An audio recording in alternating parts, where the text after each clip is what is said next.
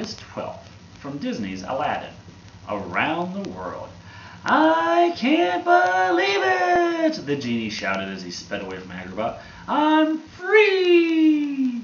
He didn't have to hang around in his lamp anymore, waiting for yet another master to demand wishes from him.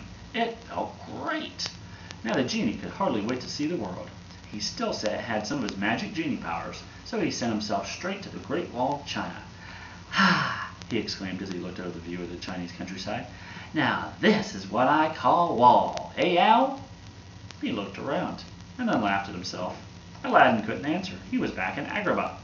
Oh, well, the genie scratched his head. Now what? I know. A second later, he was in India, staring at a magnificent palace. It was big, it was white, it was an awful lot like the Sultan's palace back in Agrabah. He shrugged. Not every place could be totally new and different, but for his next destination, he wanted a real change of place. Next stop, the Amazon! After visiting the Amazon rainforest, he went to the Sahara Desert, and after that he paid a visit to the pyramids, the Rio Grande, the Hanging Gardens of Babylon, the Colossus of Rhodes, Mount Olympus, and the list went on and on. But as the genie leaned against a column at the Parthenon at the Acropolis, he couldn't help thinking that his travels weren't quite as satisfying as he'd expected. It's like there's something missing, you know, he commented to a passing eagle.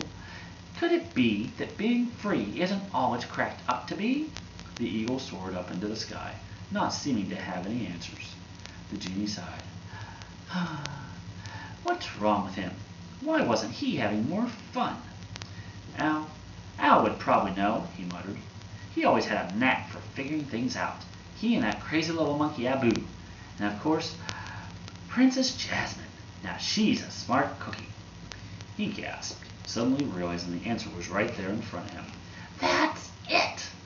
That's what's missing. Friends!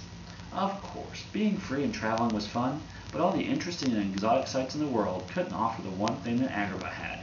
The genie's best friends. He laughed out loud. Now that he was free to do anything he wished, he knew exactly what he wanted to do next. Gathering his suitcase, he sped toward the horizon. Next stop, Agrabah! The end. Good night, girls. I love you.